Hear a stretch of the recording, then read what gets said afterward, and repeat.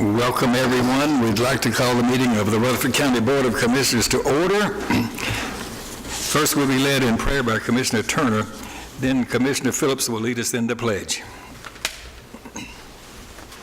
Bow your heads with me and pray, please. Father, it is good to be here again, and we are thankful for this opportunity that you've given each one of us to be good representation of our constituents and those who elected us. We ask that tonight you send a special dose of your love and grace and mercy to Commissioner Gooch on the loss of his son and his family, and on our county clerk, Lisa Ducrow, and her family and the loss of her dad.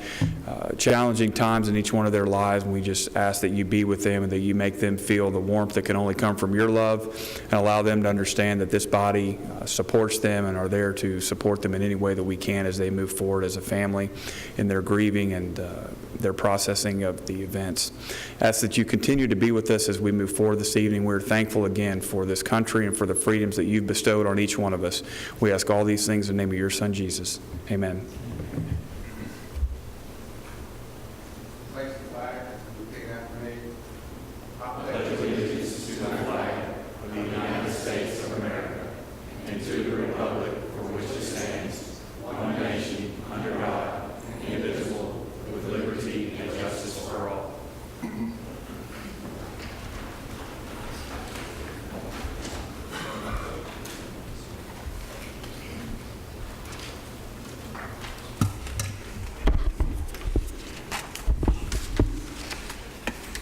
Madam Clerk, will you please call the roll?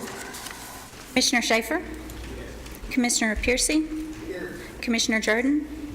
Commissioner P? Commissioner Cook? Commissioner Jernigan? Commissioner Cush? Commissioner Reed? Commissioner Gurley? Commissioner Turner? Commissioner Allen? Commissioner Stevens? Commissioner Johnson? Commissioner Baum? Commissioner Nipper?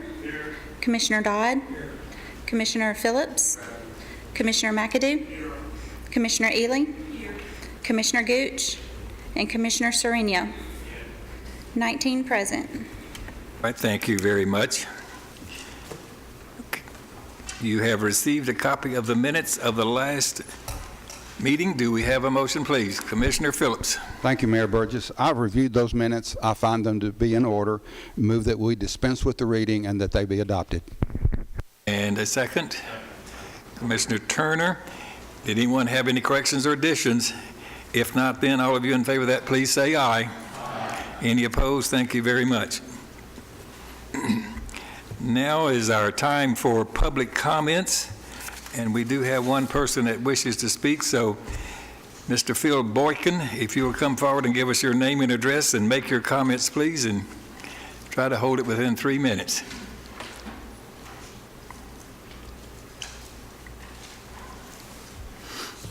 Commissioners, Mayor Burgess, thank you for this opportunity. My name is Philip Boykin. I live in Salem Downs, Rockvale. I've been a resident there for over 25 years and a resident of the county for over 30, previously in Christiana.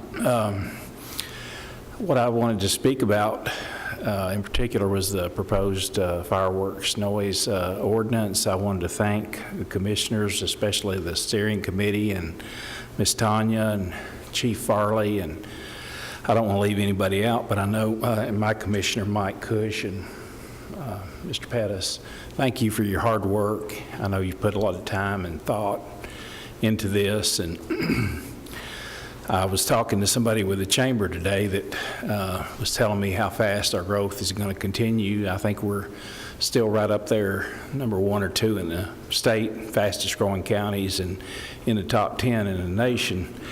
And with that, of course, comes more density. And I've seen so many changes, I can't believe it. And I know a lot of you here have seen a lot more than I have. And I've been here over 30 years, and I can't believe it. But with more density in plotted neighborhoods, you're going to have more noise. And unfortunately, in the summer, you've got kids who are trying to be kids, and they may not have the parental authority that they need. And sometimes they don't mean to, but they create noise. And all I can say is that I've experienced property damage, loss of an animal, and I did want to thank the sheriff. It's not here, I don't think, but I think he's involved in this too. And it's I was talking to Senator Ketron today, and we were talking about a mutual late friend that I knew very well in Lawrence County and was over at their house all the time. That's the late Senator Thompson. And when he left Washington, I asked him, what was one of the main reasons you left? And he said, family time and quality of life. And that's what he told me.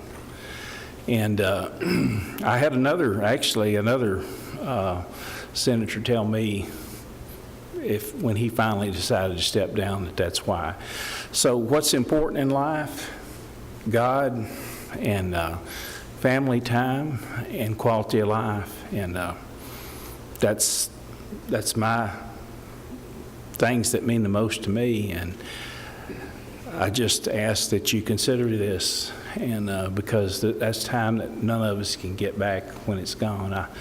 From losing a son, I'll tell you, I wish he was here. And I want to say my condolences to the commissioner and Miss Lisa and their losses. I know that they're going through a difficult time. So thank you, and I appreciate your support if you can give this support. Thanks to all of you. All right, sir, thank you. Next on the agenda is Elections and Confirmations, Commissioner Turner. Thank you, Mr. Chairman. Commissioners, you'll find listed on your iPad a list of notaries, and I make a motion for their approval. Second, Commissioner Phillips. Did anyone have anyone that needs to be added? If not, then all of you in favor of that list, please say aye. Aye. Any opposed? Thank you very much. Steering would also like to announce that we are filling 3 vacancies on the Community Care Board of Directors. Ms. Greg Lyles, Mr. Doug Bodery, and Ms. Annie Elselton. And Mr. Chairman, I make a motion for their approval. Mr. McAdoo, second, and others. All right, any other nominations? If not, all of you in favor of that, please say aye. Aye. Any opposed? Thank you very much. Steering would like to also announce filling 6 vacancies on the Board of Health. Steering would like to nominate Tammy Adams, James Garner, Charles Kennard, Ronald Wright, Chad Mills, and Mary Judy Campbell. Mr. Chairman, I make a motion for their approval. And the second, Commissioner Phillips again, please. Mr. Sereno as well. If there are no other nominations, all of you in favor of that, please say aye. Aye. Any opposed? All right, thank you. Steering would like to also announce a vacancy on the Board of Zoning Appeals to fill the unexpired term of Jared Barrett. Steering would like to announce a vacancy on the Beer Board to fill the unexpired term of Jared Barrett. And Steering would like to also announce a vacancy on the Rutherford County Correctional Work Center Board to fill the unexpired term of Mr. Virgil Gamlin. That is our election and confirmations. All right, thank you, sir. All right, on our resolution to approve the consent agenda, Commissioner Phillips. Thank you, Mayor Burgess. I've reviewed the consent agenda, find all those items appropriate, and move that we adopt the consent agenda. All right, a second, Commissioner Jordan. And Commissioner Schaefer. I'd like to remove item 16 and put it on, I guess, under budget. All right, so item 16 has been removed, and we'll put that under budget. Any other items you wish to remove? All right, then, please cast your votes.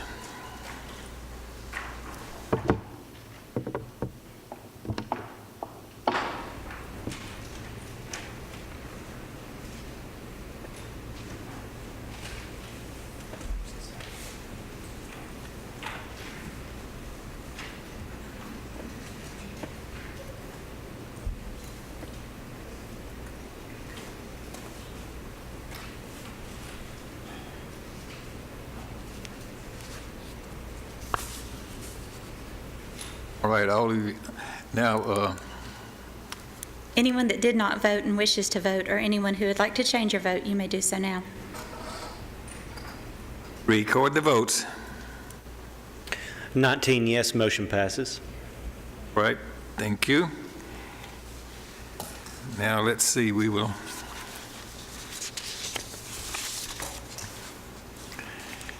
then start on our reports by our standing committees.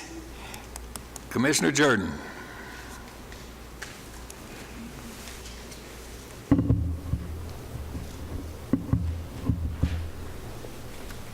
How's everybody this evening? What I did to irritate Commissioner Schaefer, but we'll do that one first. Item H16, amendment to contract with Tennessee Department of Mental Health for evaluations and treatment. Resolution. Whereas judges in general sessions, criminal, and circuit courts have the authority to order mental health evaluation and treatment for criminal defendants, and whereas TCA Title 33, Chapter 7, Part 3 makes counties responsible for the cost of outpatient and inpatient mental health evaluations and treatment court-ordered for defendants charged only with misdemeanors, and whereas the Tennessee Department of Mental Health and Substance Abuse Services will continue to make these services available through outpatient provider contracts, inpatient and inpatient services at the state mental health hospitals, and will continue to pay the cost for these services for defendants charged with at least one felony offense. And whereas TDM HSAS will bill the counties for outpatient services for defendants charged only with misdemeanors at the same rate providers are reimbursed for those services. And whereas TDMS HSAS entered into a contract with Rutherford County on May 14, 2015 for the billing and payment for court-ordered mental health evaluation and treatment services with a per diem rate to be charged for those defendants and wishes to amend the contract to extend the ending date to June 30th, 2019. Therefore, be it resolved by the Rutherford County Board of Commissioners that the county mayor be authorized to execute the contract amendment with the TDMH SAS, a copy of the same being attached hereto as Exhibit 1 and incorporated herein by reference as if set length herein at length verbatim, to pay rates set forth therein and ensure payment for the evaluation and treatment necessary for your evaluations pursuant to Tennessee Code Annotated 33, Chapter 7, Part 3, for defendants charged only with misdemeanor crimes through June 30th, 2019, resolved this 14th day of June, 2018. Mr. Chairman, I so move. And a second, Commissioner Phillips and others. All right, discussion, Mr. Schaefer. My big thing, this is a continuation. I just wanted to make sure that the funds, the payments for this unfunded mandate are the same as they were in 15. My memory doesn't go back that far. That's what, $600 a day, $400 a day, whatever. It's basically $400 per evaluation. I mean, it's not, they just send them down there for trial evaluation, et cetera. So those rates are still the same, but typically it could be as many as 2 times $400 for $800 per service.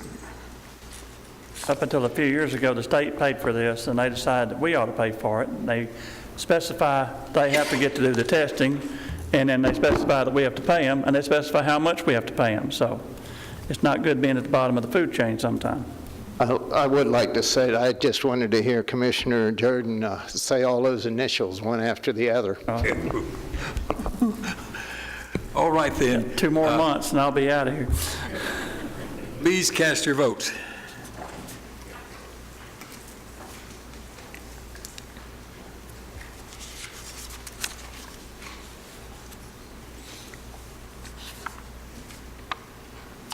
That did not vote and wishes to vote, or anyone who would like to change your vote, you may do so now. Please record the votes. 19 yes, motion passes. Item J1A, General Fund Budget Amendments. Resolution, be it resolved by the Rutherford County Board of Commissioners that the general fund be amended as follows. Autopsies, increased expenditures, other contracted services, $65,000, and decrease unassigned fund balance, $65,000. Unclaimed property, increased expenditures, refunds, $6,000, and decrease unassigned fund balance, $6,000. Lytle Street payment to Murfreesboro, increased expenditures, transfer to other funds, $580,000, decrease restricted for fund balance, $400,000, and unassigned fund balance, $180,000. This is for the what the mayor has negotiated with our costs for the improvements to Lytle Street associated with the judicial building. After this has been talked about for 18 months or something, I guess. Retiree leave, increased expenditures, accountants, $7,950, Social Security, $495, employer Medicare, $115, deputies, $8,540, Social Security, $530, employee Medicare, $125, and decrease unassigned fund balance, $17,755. This is to pay out leave for the retirees. Resolved this 14th day of June, 2018. Mr. Mayor, I so move. And a second, Commissioner Schaefer. Further discussion? There being none, please cast your votes.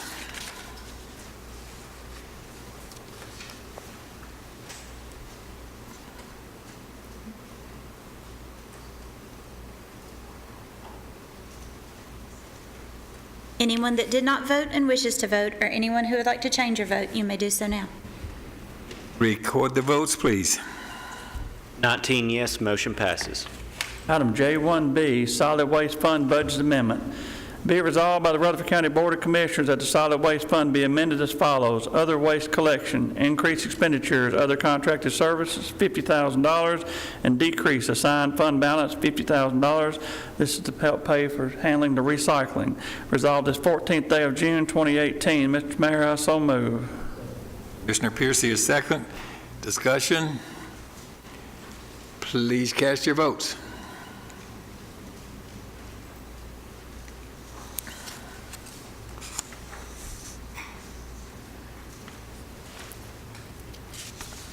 Anyone that did not vote and wishes to vote, or anyone who would like to change your vote, you may do so now. Record the votes, please. 19 yes, motion passes. Item J1C, contract with Gresham Smith and Partners for design of renovation to former judicial building and related general fund budget amendment. Whereas the Property Management Committee has reviewed and discussed the different scenarios provided by Gresham Smith and Partners as to the disposal or renovation of the former judicial building on the North Public Square. And whereas the scenario chosen was to renovate the former judicial building to be used by county departments. And whereas Gresham Smith and Partners has proposed a fee of $243,750 for the design, construction documents, bidding, and construction administration for the renovation project. And whereas the county desires for Gresham Smith and Partners to only work on the design phase of the proposal at this time for a cost of $66,700. Therefore, be it resolved by the Rutherford County Board of Commissioners that the county mayor and all other required officials of Rutherford County, Tennessee, be and are hereby authorized to execute an agreement with Gresham Smith and Partners, a copy of the same being attached as Exhibit 1 and incorporated herein by reference as if set forth herein at length verbatim, for the design, construction documents, bidding, and construction administration of the renovation of the former judicial building at a cost of $243,750, and Gresham Smith and Partners are hereby authorized to only work on the design phase at a cost of $66,700, and additionally that the general fund be amended as follows to appropriate funds for the design phase of this project. Transfer to other funds, increase expenditures, $66,700, decrease unassigned fund balance, $66,700. Resolved this 14th day of June, 2018. Mr. Mayor, I so move. Commissioner Johnson, a second. And Ms. Cook as well. Mr. Stevens. Thank you, Mr. Chairman. I had a quick question.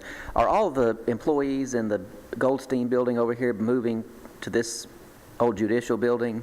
The only employees in this first phase that's been selected to move into this building, none of those except the Elections Commission would move over there. But is that the long-term plan, is to move everybody from these buildings into that building? That building would be occupied, according to this scenario that's been developed and iterated on, would be OIT, the Human Resources Department, and the Risk Management and Elections Commission. Those four would fill that building up. The entire old judicial building is going to Yes, be sir. full of those four It's only offices? 30,000 square feet over there, so it's not nearly as much as one might think. All right, any other questions? Please cast your votes.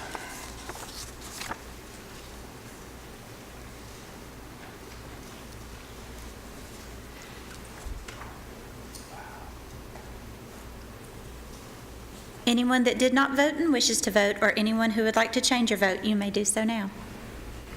Record the votes, please. 18 yes, 1 no, motion passes. Okay, continuing on then with our reports by standing committees. There's not a report from the Health and Ed Committee. Now we do have 2 reports from our Property Management Committee. Commissioner McAdoo.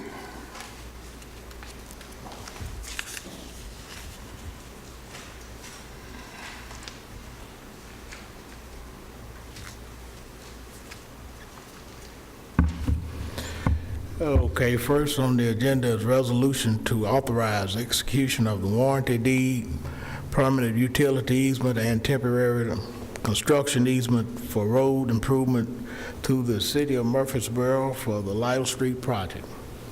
Resolution, whereas the attached warranty deed, permanent utility easement, and temporary construction easement for road improvement between Rutherford County, Tennessee and the city of Murfreesboro, Tennessee for a fee, simple right-of-way, permanent utility easement, and temporary construction easement for road improvements to Lytle Street. A copy of said warranty deed, permanent utility easement, and temporary construction easement being attached hereinto as Exhibit 1 and incorporated herein at length as if set for verbatim, is in the best interest of the citizens of Rutherford County. Now therefore be it resolved by the Rutherford County Board of Commissioners that the appropriate officials for and on behalf of Rutherford County be and hereby are authorized to enter into and execute for and on behalf of Rutherford County the warranty deed, permanent utility easement, and temporary construction easement as presented. Resolved this 14th day of June, 2018, and I so approve. And second, Mrs. Commissioner Cook. Any questions? All right, there, since there's no money on this, all of you in favor of this, then please say aye. Aye. Any opposed? Thank you. Okay, second on the agenda, resolution to approve removal of any buildings located on tax map 48, parcel 99, and proceed to design a site plan for the Liana Recycling Center. Whereas it is in the best interest and most beneficial to the citizens of Rutherford County that the Liana Recycling Center be upgraded and improved. Now therefore be it resolved by the Rutherford County Board of Commissioners that any buildings located on tax map 48, parcel 99 be removed. Be it further resolved that a site plan be designed for the Liana Recycling Center. Resolved this 14th day of June 2018. Now so move. Second, Commissioner Jordan. Any questions? All right, no dollars involved here yet, so all of you in favor of that, please say aye. Aye. Any opposed? Thank you very much. And thank you, Commissioner McAdoo. There's not a report from Public Safety Committee and not a report from the Public Works Committee. We do have some items under Steering Legislative and Governmental Committee. Now, we only have about 5 minutes before 6:30, so I think most of this will go fairly quickly, so we will try to start this process. Commissioner Turner.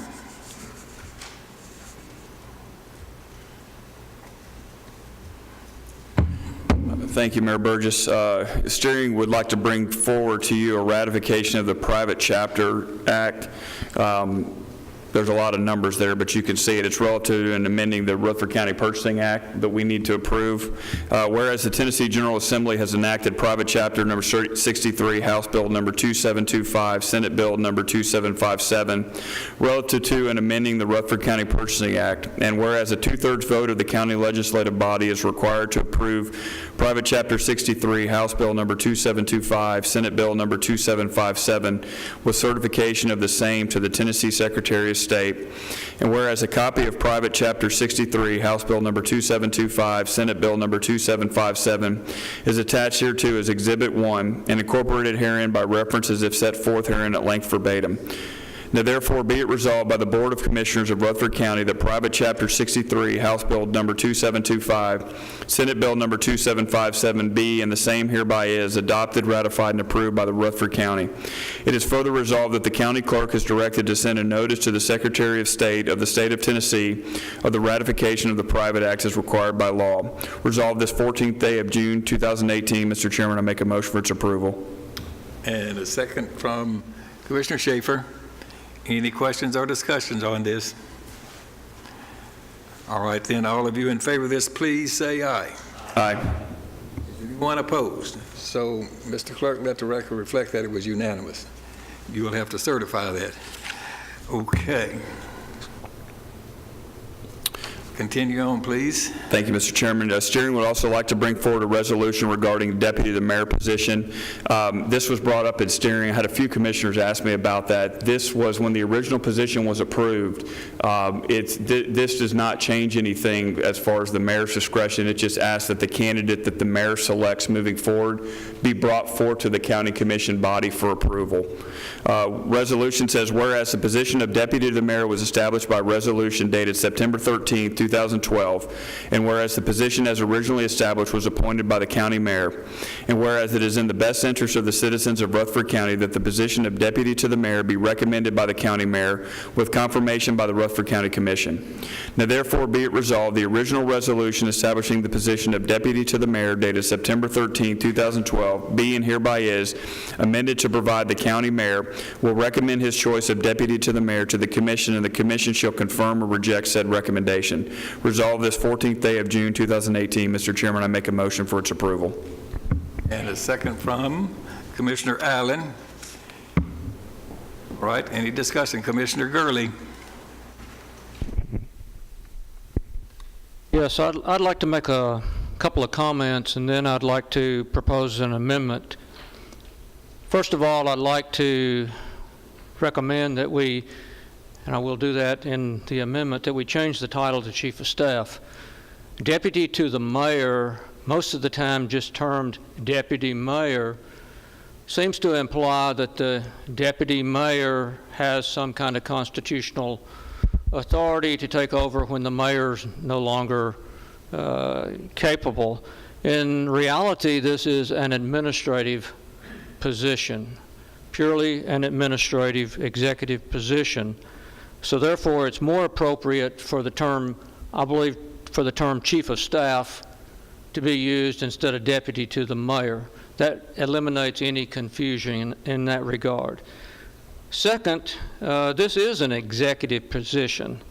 I believe in the separation of powers. We are an extension of state government.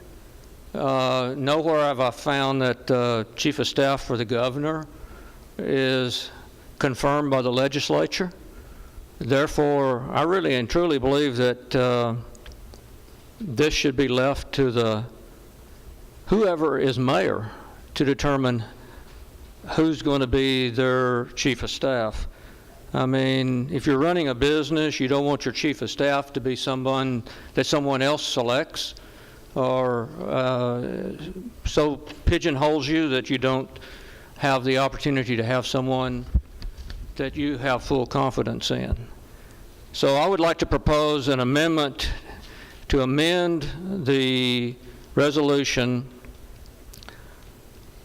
whereas the position of replacing deputy to the mayor with chief of staff was established by resolution and so forth, going on down to the third paragraph, replacing deputy to the mayor with chief of staff, be appointed by the county mayor, period. Therefore, be it resolved, the original resolution establishing the position of deputy to the mayor dated September 13, 2012 be and hereby is amended to provide the county mayor will appoint his choice of chief of staff, period. Resolved. I so move. So we have a motion to amend the resolution that has been presented to you. Is there a second to that amendment? Did you say second, Commissioner Phillips? Further discussion?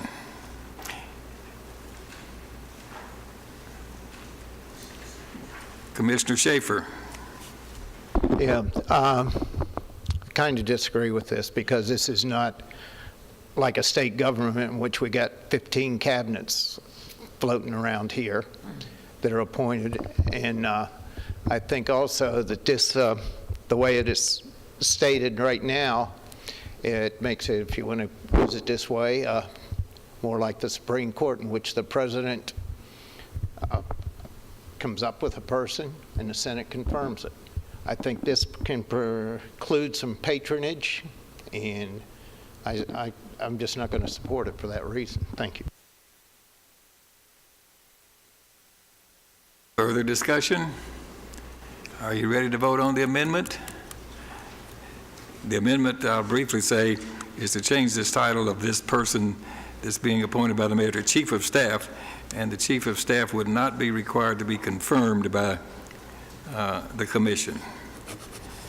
All right, if there's no further discussion, you know what you're voting on. Please cast your votes on the amendment only.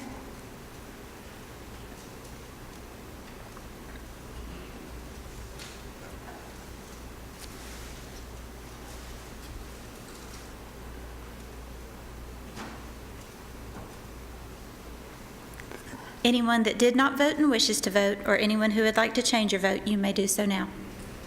Please record the votes. 5 yes, 14 no, motion fails. That motion has failed now. We're ready to vote on the actual motion as presented. Is there any discussion on that? Commissioner Phillips. Thank you, Mayor. Let me, one more time, get some clarification on this. The commission will only confirm or reject. No interviews, no selection, a name is presented, and that's all this resolution does. Yes or no? Yes, sir. That's correct. Yes, sir. Commissioner Allen. Mine is, again, just a point of clarification. The steering committee didn't really discuss the confirmation process, so I don't know that that decision's been made yet on if there's going to be interviews, because in part, what I'm thinking is that this commission appointed a judge, a commissioner, a sheriff, and we did so with a sort of an interview. And all the feedback that I got from the public on that was extremely positive. They enjoyed being able to be witness to that process. So that's the only thing that I would say is I don't know that that decision, I don't know that your affirmation of that is necessarily correct. Well, it's at least the recommendation from steering was, Commissioner Allen, when the resolution was moved forward, the resolution stated that a candidate would be brought forth by the mayor, and then the commission would vote yes or no in approving that candidate. You're right. I can't speak to as far as whether there be a change in that process with the interview. I'm just referencing what the resolution was. Right. Yeah, I agree that it was confirmation only. Right. And I agree that with that limited authority, but we didn't say what the process would look like. Right. And if I misunderstood you, Commissioner Phillips, I was referencing this resolution only was speaking around confirmation, not around the process, Commissioner Allen. Correct. Whoops. Yeah, I would like to remind everyone that those positions that we did were constitutional positions and required to process our vote up and down and so on was required by TCA. This is not a constitutional position. This is strictly an administrative position within the executive branch. Thank you. Right. Commissioner Peete. It's 4 minutes. I know, but we're going to have to finish this.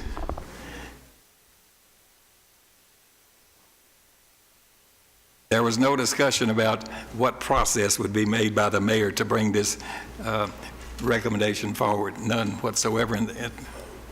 All right. So, Mr. Stevens. Recognizing me, or are you hesitating? You're standing. Okay, thank you.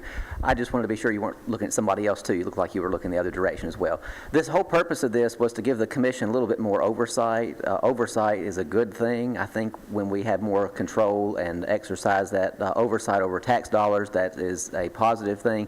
This person makes $85,000, $90,000 plus benefits, and I think it's really important that we be sure that whoever the mayor is in the future, brings in somebody that's going to be competent and qualified for this job and not just a crony or somebody that ran a political campaign or so forth. If we're going to be paying somebody that much money, I would really like to know that it's going to be somebody who is going to be effective and follow the job description that was set out by the commission in that resolution that we passed.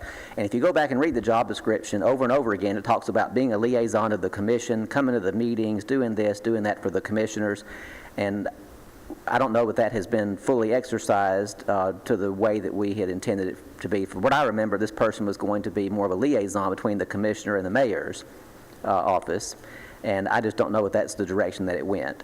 So I would certainly like to have a little bit more oversight of this person.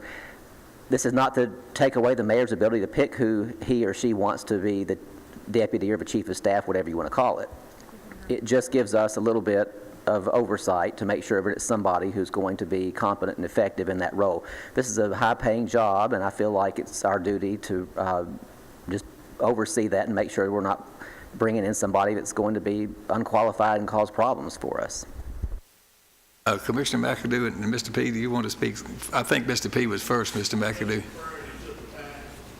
I understand. Just a quick statement. When this came before steering, my understanding to Mr. Phillips' question is that the mayor, whoever it might be, has the discretion on how they choose this person, whether they want to do that on their own or get a committee, whether it's other commissioners or, someone else. That would be completely up to the mayor. But then after that appointment was recommended, the commission would have say yes or no. That's correct. And if it was no, then we wouldn't have a recommendation. That would go back to the mayor's discretion on who then they would like to recommend. All right, any other discussion? All right, then, please cast your votes.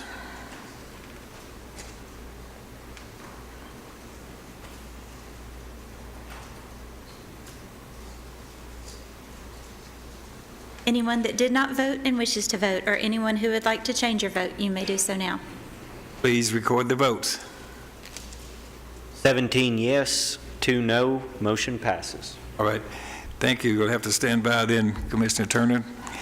And we apologize to those that may be here regarding these public hearings for running into your time. And so the first public hearing is rezoning request 18-A010 on behalf of Mr. Randall Graby for Good Shepherd Children's Home located at 213 Double Springs Road on existing zoning of residential medium density, proposed zoning of commercial general on a site of about 1.7 acres. Mr. DeMosi, you may explain more fully.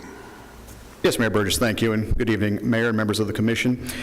Information provided by the applicant, which is on your iPads and your agenda packets, indicate that they wish to purchase additional land in the county to build a new, larger facility, which is currently located adjacent to the subject property. Their existing facility is. They would like to sell the existing property that we're talking about tonight and zone it commercially in order to maximize its value. So this is more of a speculative request, so no uses have been identified, so you won't find a concept plan in your agenda packets. The property currently has access to Double Springs Road. Should this application be approved, the site plan submittal would be required for the Plan Commission approval. Access would be reevaluated at that time. Any new development on the property would need to be constructed to current county standards, and this property does run along John Brack Highway as well, so any proposed access to John Brack Highway would require approval from TDOT. This property is being proposed to be zoned commercial general, which of the three commercial zones is the most, I guess you would say, intense of the three that we have. So it does require a type 2 buffer adjacent to residentially zoned properties. Any outdoor storage, should there be any, would also have to be approved and appropriately screened. And again, a landscape plan would be required as part of the site plan submittal. This would also be subject to the county's performance standards as far as noise, dust, odor, et cetera. Staff felt that there were several factors that would support the rezoning of this property. The property is located within the general urban character area as defined in our comprehensive plan. It's also located along an urban-style arterial, which is John Bragg Highway, again, as identified in the plan. Property directly across John Bragg Highway from this property was rezoned late last year. There was another one that was just considered recently by the Planning Commission as well, just a few days ago, that you will see in August. August. The property is also located within close proximity to the Murfreesboro city limits and commercial highway zoning, which is comparable to our commercial general zone. So we feel that this area is in a state of transition. There was little discussion on this item. The commission did have some questions regarding the applicant about the properties owned by the applicant in that area, but following the public hearing, the Planning Commission did vote to recommend approval by a unanimous vote. The applicant is present, and I'll be happy to answer any questions. Any questions for Mr. DeMosi? All right then, so stand aside a moment. We will declare the public hearing for rezoning request 18-A010 open. If there's anyone here that wishes to speak for or against this request, now is your opportunity to come forward and make your comments. So please come forward if you choose and give us your name and address and make your comments, please. I do not see anyone rising to come forward. Therefore, we will declare the public hearing closed. Is there a motion? Commissioner Peete. Mr. Chairman, I move for approval with planning's requirements. All right, and a second? Commissioner Jernigan. Any further questions or discussion? Okay, all of you then in favor of this rezoning request, please say aye. Is there anyone opposed? All right, that's very good. So next, Mr. DeMosi, we have rezoning request 18-A011. Mr. Larry Gilliland for Landquester LLC, located at 290 Rucker Road.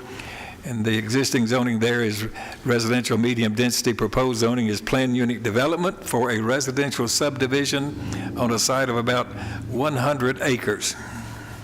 Please give us further information. Yes, sir. Thank you.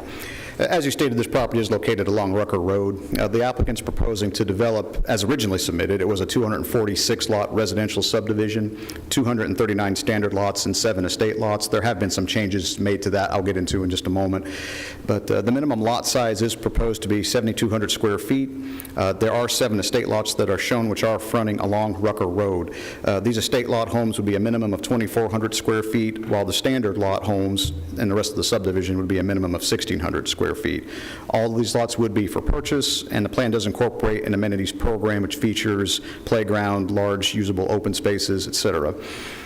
There's also minimum brick masonry requirements with both the estate and the standard lots. The pattern book for this development can be found on your iPads as well, and if we need to, we have it on the projector so we can refer to it there as well. The proposed layout shows 2 separate connections to Rucker Road. There's also a proposed connection to the Colonial Estates subdivision, which is to the south of this property. There are no connections shown to the Applewood subdivision, which is to the west. That's going to be the area for the step system for this subdivision. The traffic study was completed for this development, identified proposed improvements to Rucker Road as part of this project, as well as some improvements to the intersection of Rucker Road and 231. A copy of those conclusions and recommendations can also be found on your iPads with the agenda packets that I provided for you. This has been through a couple different meetings. The first time this was discussed was at the May 14th Planning Commission meeting, where it first came up for public hearing. During that meeting, there was a lot of discussion on the drainage, traffic improvements, and the subdivision amenities. After discussion, the Planning Commission did recommend deferral of this request to allow the applicant an opportunity to amend the pattern book to include sidewalks on at least one side of every street, to place language into the pattern book regarding a homeowners association, and also the traffic improvements that were identified in the traffic study that make those part of the pattern book. So at that meeting, again, it was deferred. The Planning Commission agreed to reconsider this request at their next meeting, which was on May the 29th. At that meeting, the applicant did present a revised master plan, which reduced the lot yield by 9, so it's a total of 237 lots. The lots that were lost were not the estate lots, but the remaining standard lots in the subdivision. The pattern book was also amended by adding language about the homeowners association and also committing to the recommended traffic improvements that were identified in the traffic study. After discussion, the Planning Commission did recommend approval of the revised pattern book and zoning request by a unanimous vote. Again, the pattern book and everything is on your iPads. We can pull it up on the screen behind me if we need to. The applicants are present, and I'll be happy to answer any questions that you may have. Do you have any questions of Mr. DeMosi? All right, so please stand by then. We'll declare the public hearing open. for rezoning request 18-A011. If there's anyone here that wishes to speak for or against this proposal, please come forward and make your comments. We do have one person rising, so come and give us your name and address and make your comments, please.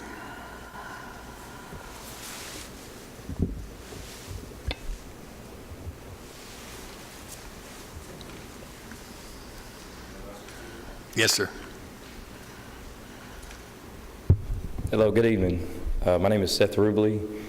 I apologize, I just came from work. I missed the first hearing. I'm not sure where we're at in the process. I live directly across Rucker Road from this development at 375 Rucker Road. And I have a 9-year-old son that was going to school at Christiana.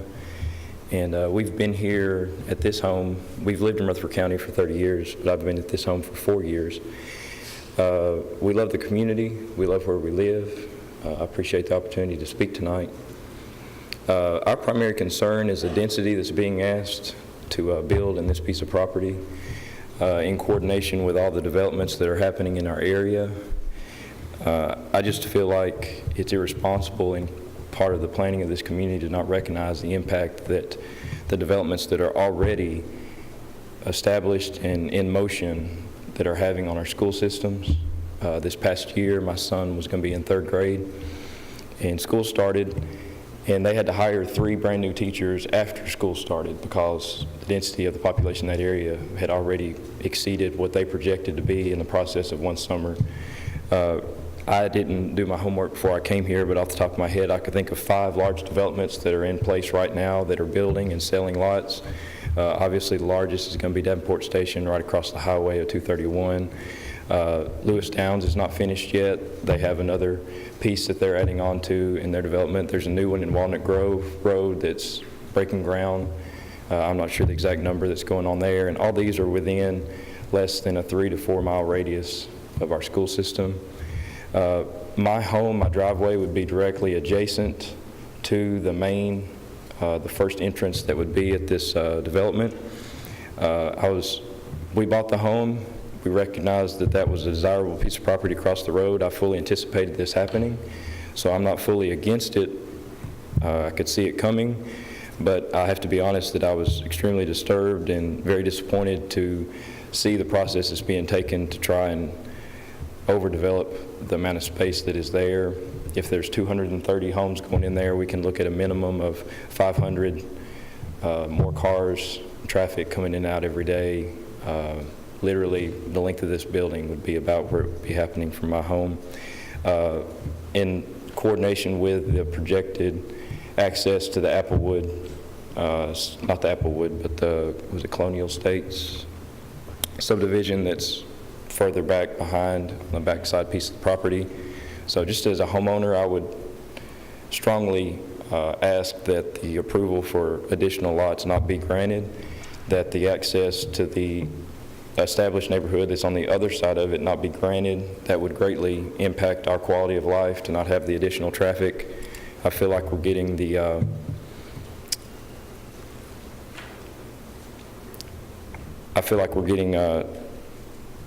experiencing twice the cost of one subdivision for 2 just by adding that extra access from a neighborhood that's already there, that already has established entrances and exits.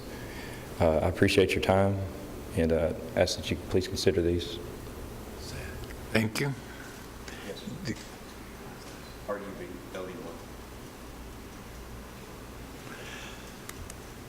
Okay, is there anyone else that wishes to speak? Please come forward and give us your name and address and make your comments.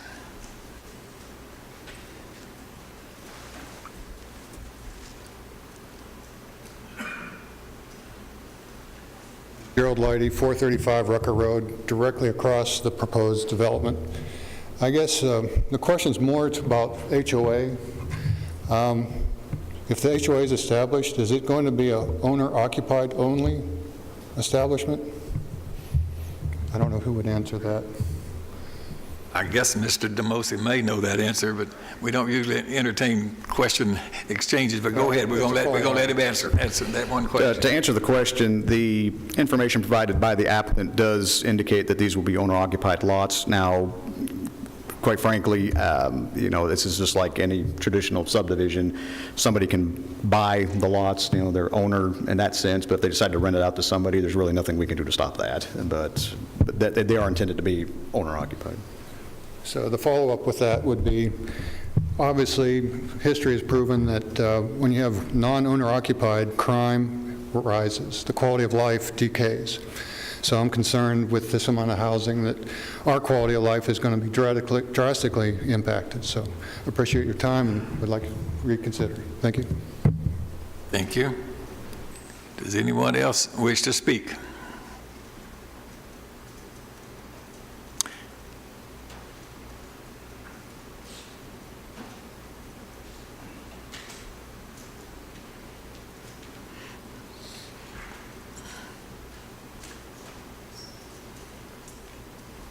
Good evening. My name is Thaddeus Lewis. I live at 365 Rucker Road. I'm pretty much just directly across the road from this subdivision as well. And I think Seth spoke volumes of what was kind of in my mind as well. I have a young daughter and plan to continue expanding my family, and going through, it's probably going to be 10 plus years of construction on my road. The additional amount of people and cars and just the quality of life that I chose when we picked the lot that we built on and everything like that is just going to be drastically changed. Like he said, I guess we knew that property had the ability to be developed, but the timing of it is definitely catching a lot of us off guard, and the amount of sheer homes that can be added is just kind of it's scary, actually. And I just kind of want to ask that you all reject the rezoning and have for, I guess, the larger lots, and that would hopefully reduce the number of people that could be added to our general area. And that's basically all I want to get across, so thank you all. Thank you. Did you get his name, Mr. Clerk? Thaddeus Lewis. Okay. Anyone else wish to speak?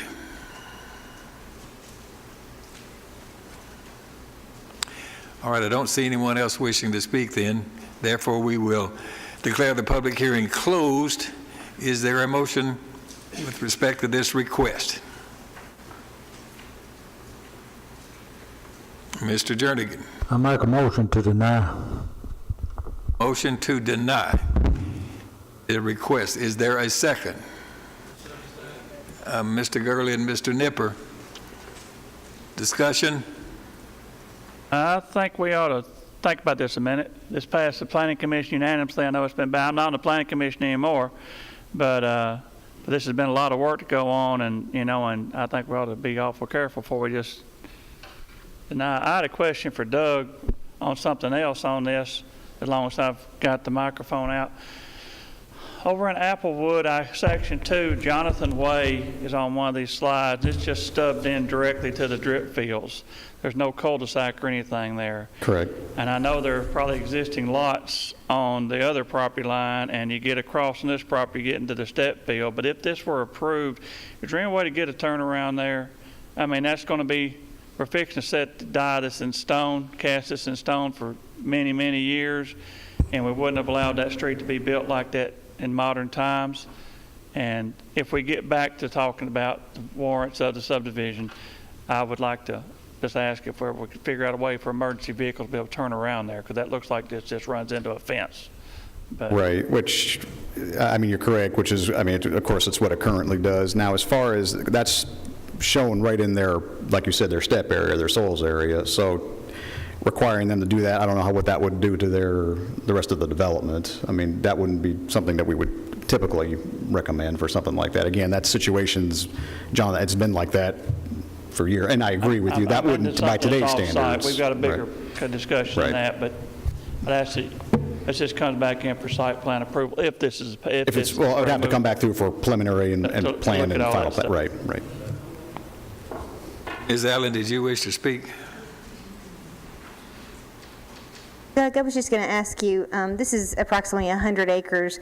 If we didn't approve the the recommendation that the Planning Commission has made, what could they build just as is without a rezoning? Yes, the property is currently zoned residential medium density, RM, which is basically what we call the R15, what we used to be the R15 under the old code. So essentially, they can come in here and they would have to build a minimum of 15,000 square foot lots. Now, the estate lots, of course, are larger than that, than what they're showing on here. So the rest of the standard lots, while the minimum is 7,200, not all of them are that small. Some of them are larger than that. But they would not be able to get the yield that they're getting here. But if you look at just the gross density that you can get in the RM district, it's about 2.9 units per acre. If you just did in a perfect world, if you took 100 acres, 2.9, I mean, you can do the math, you're looking at about 290 units. Obviously, with roads, soil area for the step system, I'm sure there'd still be a step system in there. You're not going to get the yield that you're getting out of this, of course, but you're probably still going to get around, say, 125, 150 lots or so, just roughly speaking. Now, something else to keep in mind is the zoning of the property does not dictate the size of the house, does not dictate the materials to be used. Everything that they're proposing in their pattern book, they are going to be held to as far as the type of development, the size of the homes, the materials to be used. All that is going to become part of this should it be approved. If this is not approved, just somebody comes in and wants to build, 1,500 square foot homes, and doesn't matter the type of material, it could be brick, vinyl, doesn't really make any difference. We don't regulate that. So from that standpoint, the PUD at least provides a little bit more assurance on what's to be coming as far as the development's concerned, as opposed to just waiting to see if it just develops as just a traditional RM subdivision. Does that answer your question, Ms. Allen? And really, just for the benefit of the public, that's exactly what I wanted you to address, which is the advantage to a planned unit development versus just allowing it to proceed as is that you have some guarantees for those neighbors of what that neighborhood's going to look like when it's done, and that's the only time that it comes before us for a public hearing is when there's a rezoning opportunity. That is correct. The fact that the property's zoned as it is, they could get a smaller yield, but they could also improve their profits by doing lower quality homes, lower quality materials, those kinds of things. Right, and if I could add as well, there's also not the requirement for any of the amenities that they are proposing. As far as the sidewalks, the county does not require sidewalks or any of the amenity areas that they're showing on here, so that's something else to keep in mind as well. And I'm absolutely not here to advocate for the applicant, but I will say he came before Planning Commission twice, and they were very amenable to the suggestions that we made, because one of the comments that I made in that meeting and in other meetings has been that when we look at a development like this, my goal is a livability of a community, making sure that a community ages well and that it doesn't decline and doesn't deteriorate over time. And so, we asked them to add sidewalks so that the neighbors, wouldn't have to walk in the streets to get to those playground areas. They also increased parking when they realized that the parking wasn't sufficient, so they I think they gave it maybe 1 or 2 lots to do that. They made every effort to accommodate us to try to come up with what was a good plan. I don't disagree with anybody. Our schools are overcrowded. I'm the chairman of Health and Ed. I'll be the first one to tell you our schools are overcrowded and we're growing really fast. As far as connecting to other neighborhoods, that's a double-edged sword, because from a planning standpoint, connectivity is a good thing. That reduces traffic, that reduces congestion. It helps when there's an emergency response issue. But it's not necessarily a good thing for somebody who's not accustomed to having that traffic through their neighborhood. So you have to just balance the pros and the cons here. And so based on what they've recommended, that would be the reason that I would see that it came through Planning Commission with a 10-0 recommendation. Commissioner Phillips. Thank you. This may be more of a legal question than anything else, but is a motion to deny without reason arbitrary? Would that open up this commission to some litigation that possibly we could not win?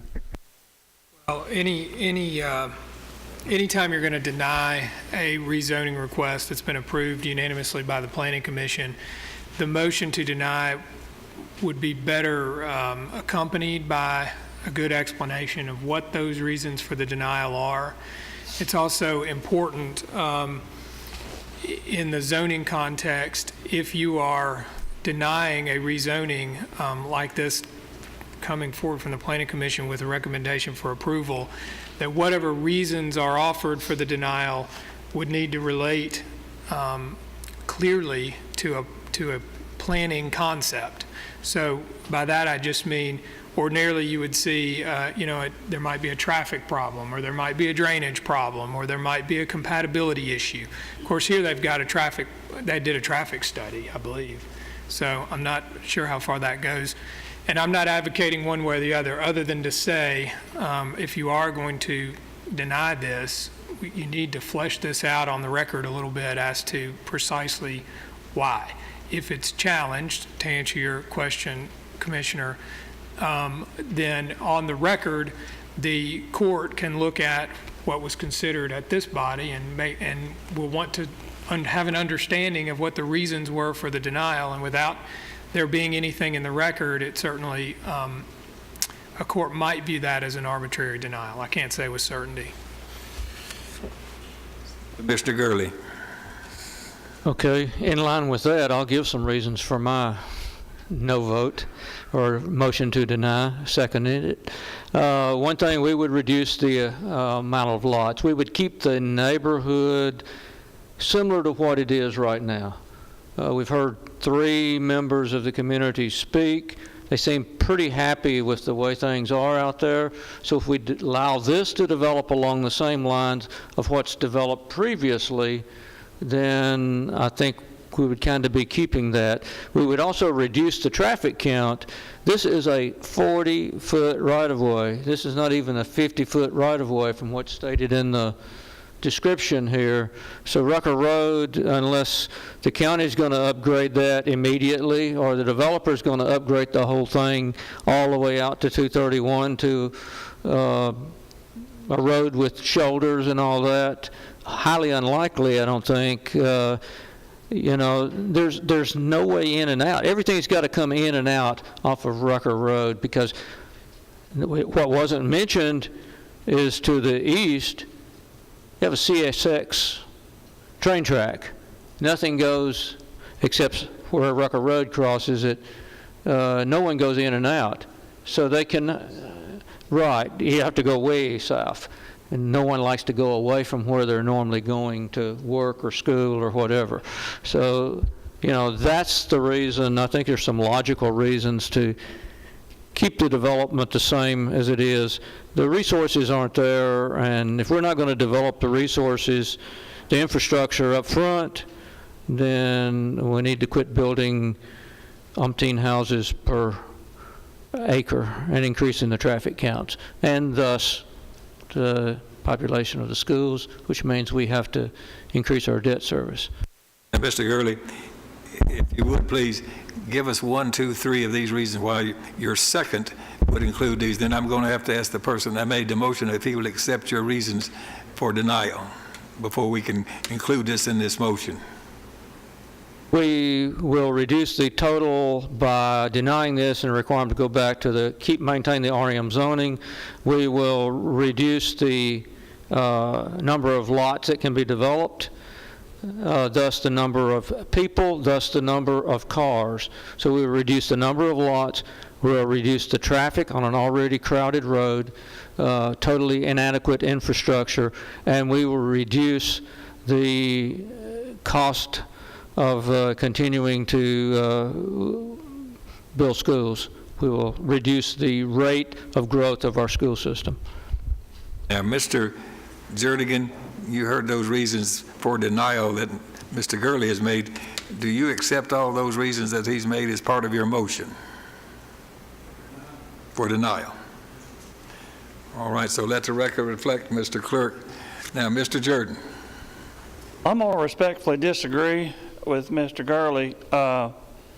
Growth is coming, and from serving several years on the Planning Commission, the trend is towards smaller lots, and the market's going to dictate how many houses get sold. If we decide we're going to put all our houses on 5-acre lots, we're just going to devour this county that much faster.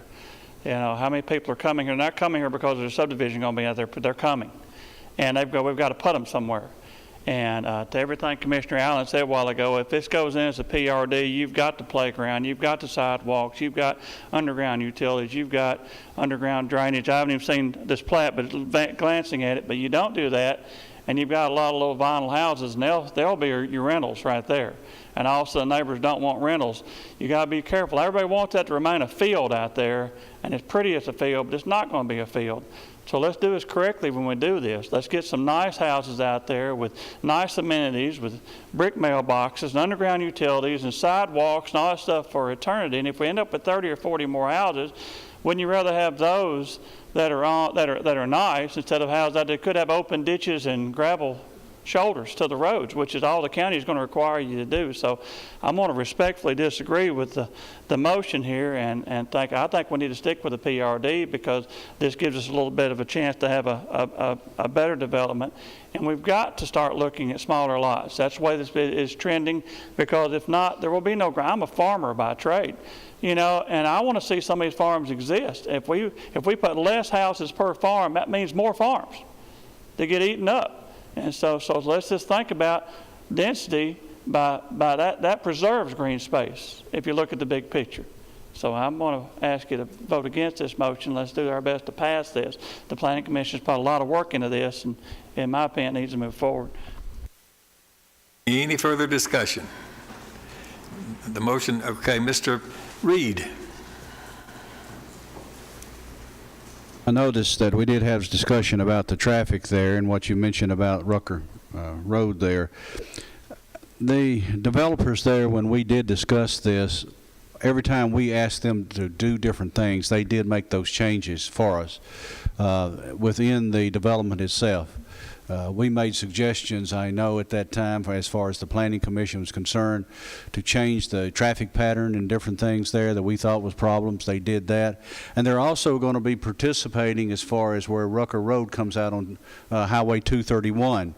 There'll be traffic signals added there. There'll be turn lanes added there to help with that traffic there, to move that traffic out of that area out there to handle with the growth there too. But I just thought I'd bring that up too, that was discussed with this development. All right, thank you. All right, I see no one else wishing to speak then, so we're ready to vote on the motion to deny with the reasons that's been enumerated. So if you're in favor of denying this motion, you'll vote yes. If you're opposed to this motion to deny, you'll vote no. So please cast your votes. All right. If you vote yes, you're voting to deny the request.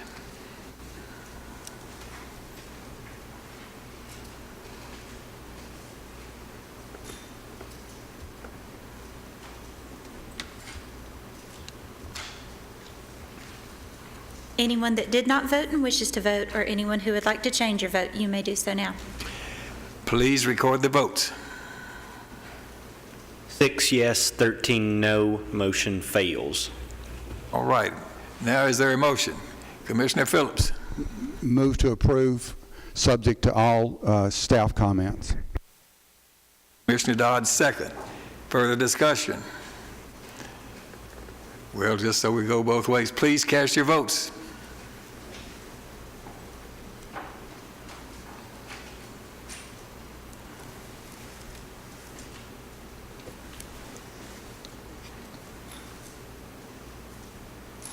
Anyone that did not vote and wishes to vote, or anyone who would like to change your vote, you may do so now.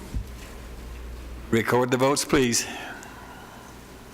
16 yes, 3 no, motion passes. All right, thank you very much.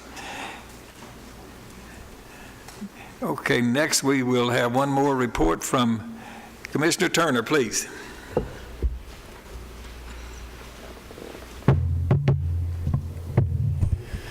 Thank you, Mayor Burgess. Commissioners, on your iPad, you'll find under steering that there was a fireworks ordinance that was brought before the steering committee by Commissioner Cush. That did not pass the committee by the 3-3 vote. It failed committee. Commissioner McAdoo, I believe, at that point then recommended a motion to move the ordinance forward to the full commission without a recommendation from steering. And if you need to review it, the fireworks ordinance is on your iPad if you haven't had a chance to look at that. But that being said, does anyone have a motion they'd like to make regarding this fireworks ordinance? Mr. Phillips. Thank you, Mayor Burgess. I'm move that we delay any decision on this fireworks ordinance until our August meeting to give commissioners the opportunity to look at it and get feedback from their neighbors. Commissioner Kusch was called out of town on business, and he's championed this, and I would like for him to have the opportunity to speak not only to this commission, but also to the steering committee at some point in time. So my motion is to move any decision to our August meeting. We have a second. Mr. Johnson, Mr. McAdoo, and others seconded that motion. All right. Any further discussion? September. Now wait. Mr. Schaefer? Just a quick question. Please tell me what a platted subdivision is. I know that a person with one house can get a subdivision made. Mr. DeMos is still with us? Tell us what a platted subdivision is, please.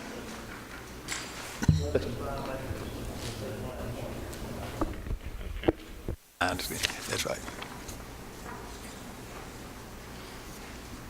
Yes, to answer the question, a platted subdivision generally is anything that's under 5 acres. It could be one lot. It also includes any size property that you have to extend like right-of-way or anything to. So you could, in theory, if you built a road, a new right-of-way, and had 10-acre lots off of it, that would also qualify as a subdivision. But generally speaking, anything that requires a subdivision plat is what's considered a platted subdivision. Commissioner P. Before he walks away, what would you, how would you define a major subdivision? Well, it used to be defined by the number of lots under the older subdivision regulations. Anything 3 lots or under was considered minor, 4 lots or greater was considered major. When we updated our subdivision regulations a few years back, we changed how that definition works. We don't do it by the number of lots anymore. We do it by the improvements that are being made. In other words, a major subdivision now is any subdivision that requires things like right-of-way dedication, new roads to be constructed, easements, different things like that. If you just had a stretch of road and somebody was chopping off 1-acre lots along that stretch of road, there was no right-of-way acquisition, no new roads to be built, you could have 100 lots, it'd still be considered minor. So the way a major subdivision is now, it's based on the improvements, type improvements that are made. Commissioner Schaefer. I just want to add one more for clarification. I believe it's Jones Road. Okay. To me, I believe that's a subdivision, but those lots out there, some of them are quite a few acres in it. Is that correct? Would that be covered under this fireworks ordinance? Not knowing and not having a map in front of me exactly, I couldn't for sure tell you one way or the other. If the lots themselves are under 5 acres, then chances are they were platted at some point. If they're all acreage tracts, 5 acres or greater, and along the road, chances are those were all subdivided by deed, and those would not count as platted subdivisions. But again, not having a map in front of me, it's difficult to say. All right, so we did get a motion, a second, I believe. Mrs. Allen? I have another question for Doug.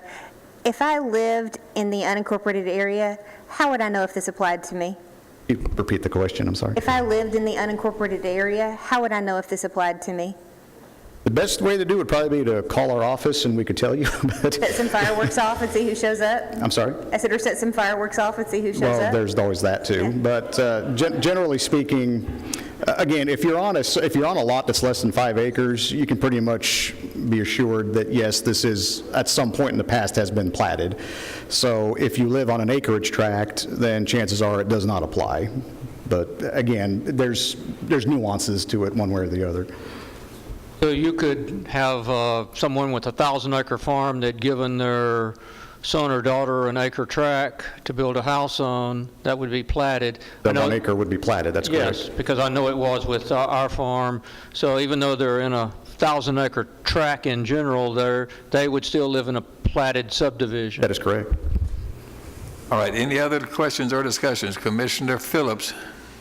Just the reason I made the motion to delay was so some of these questions could be asked and answered. The firework ordinance, the way I understand it, is drafted almost word for word or pretty close to that from what the city of Murfreesboro is doing. We've had a lot of discussion just within the last 30 minutes over subdivisions and the density in those subdivisions. That's what Mr. Cush is trying to address. That's what he's trying to address. You get one of these subdivisions that has 100, 200 houses that are right next to each other, and they can shoot fireworks 24 hours a day, 7 days a week, 365 days a year. And how would you like to be living in that particular type of situation? That's what this ordinance is intended to address, is to protect those subdivisions that live so close to one another, and it doesn't restrict shooting those fireworks in and around the 4th of July and in and around New Year's Day, New Year's Eve and New Year's Day. It still allows that to happen. A number of years ago, the Planning Commission drafted a fireworks ordinance and adopted it and sent it to the county. Protected it. Mr. Cush brought this before the Planning Commission, and since I chair the Planning Commission, I told him we wouldn't take it up unless he brought it before the County Commission and get some feedback from the County Commission, because I wasn't going to waste the Planning Commission's time and spending hours looking at this. That's the reason it's here for you guys tonight, so that you can examine it, ask those questions, and then make a decision whether you think it's in the benefit of the county now looking forward, not now looking back as we continue to grow. One of the main reasons that this commission body rejected that fireworks ordinance years ago was because of enforcement. It really didn't have any enforcement opportunities. This one has the similar enforcement opportunities that I think the city of Murfreesboro does, and that is by someone filing a complaint. And if that complaint ends up being valid, what would actually happen is that they would be issued some type of a warning, not fined, but just say, hey, you're shooting fireworks when you're not supposed to be. Knock it off. And the only time they'd probably ever get in trouble is if they repeated and did that again and again. Chief Farley's here. Tanya Bell from the Planning Department is here and can answer some of those questions if you have them. But the gist of this thing is platted subdivisions, not unincorporated farms or big tracts of land. You can still do what you want to on that. And there's a lot of those big tracts of lands that abut some of our subdivisions. They can still have some issues in that. But this thing is not trying to restrict anybody's rights, but it's trying to protect some of our citizens that are living in these high-density areas. That's the main thought behind this. And as the gentleman so eloquently put it tonight, it could also be a safety issue. If you live in one of these high-density subdivisions, do you know what it's like for bottle rockets to be landing in your yard, on your house, constantly? And if you've got a pet, a dog like I do, that's terrified of lightning, how would you like that dog or that pet to be terrified any time of the day or night without any type of protection whatsoever? And we're growing up. We're not the same community we were, and we're not the same community that we're going to be in the future. And that's all this thing is trying to address. It's not trying to make life hard on anybody, but it's trying to make life much easier for the majority of our citizens that live in those platted subdivisions. If you have any questions about enforcement, Chief Farley's here and can answer those. I think Tanya's the one that's kind of authored this, and she can answer any of those questions for you, or I can, or Doug can. Not only tonight, But as we go forward over the next 6 weeks or so that you can get those questions answered, and then we might be able to make a decision on it come August. And that's the reason for the motion to delay. Thank you. Okay, we do have a motion to postpone this, any further action to take until the August commission meeting. That's all we can discuss right now, okay? I mean, we can't discuss the merits of this one way or the other because we don't have that motion on the floor. So who's first up, Mr. Stevens? Thank you, Mr. Chairman. I was going to make those exact comments, that the motion is to delay it until August, and all the discussion that we're having is not germane to that motion, so I call for the question. Call for the question. Do we have a second? Mr. Johnson and Mr. McAdoo. And now we have to vote on the question.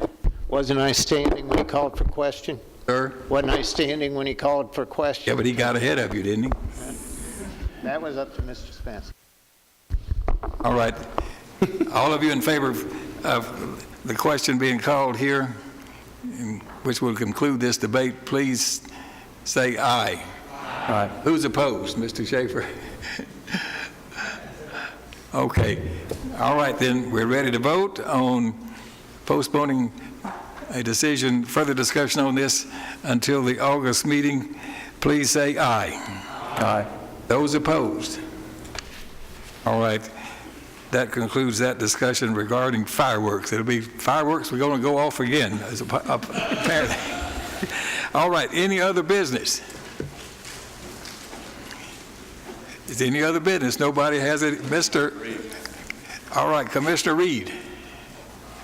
This evening when you came in, you noticed there were some small flags on your desk. These are courtesy of Greenhouse Ministry, and they were donated to Greenhouse Ministry from Swanson Christian Products. I was invited to a wonderful Flag Day ceremony there today by my own Commissioner Johnson over here. And we were there today. They had a ceremony for Flag Day. I hope all of you have celebrated Flag Day today. These flags are courtesy of them. They wanted to send them down here to the commission and anybody else. Anyone else in here that did not get one, if you want to take one home, there are more up here in this bag. If you would like to pick up another one, take back to your family, you're welcome to do so. But that's where they did come from. Any other business? Who is that? Mr. Turner? Okay. Thank you, Mayor. Just really quick, I wanted to again thank the County Commission and our state delegation for your participation with the Blue Angel Memorial. We had a very moving dedication, and I want to thank you on behalf of the Town of Smyrna Commissioners and our council and others that were involved.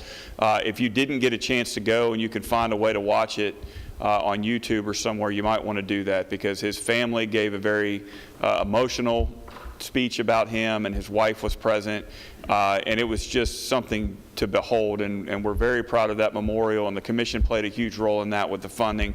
So I want to thank you on behalf of the Town of Smyrna and the commissioners that serve that area for your participation in that, because it's not just for us, it's for everyone to be able to remember Captain Coos, and I know his family was very much appreciative and mentioned that several times, so thank you again for your participation. All right. Commissioner Jordan. I just want to remind everybody that we will meet again June 26th at 9 o'clock. That's 12 days from today to hopefully set the tax rate and stuff. So everybody, I've had 3 people ask me tonight when that is. And so just to make sure everybody knows, June 26th, be here at 9 o'clock in the morning. All right, thank you very much. Commissioner Allen. I just want to remind everybody, you've got one more day to buy your tickets to the Motlow Barbecue and Blue Jeans event that's happening on Saturday at 6 o'clock at the Smyrna Event Center. It is going to be a sold-out event, so get your tickets quickly if you can. We've got some terrific auction items. We've got a package from Charlie Daniels, an autographed fiddle and autographed lyrics, and some Predators memorabilia. We've just got some really terrific things they're going to be auctioned off. So anyway, I encourage you to come, spend your money, help support Motlow. Thanks. Right, I don't see anyone else rising for another invitation, so we are adjourned. Thank you very much.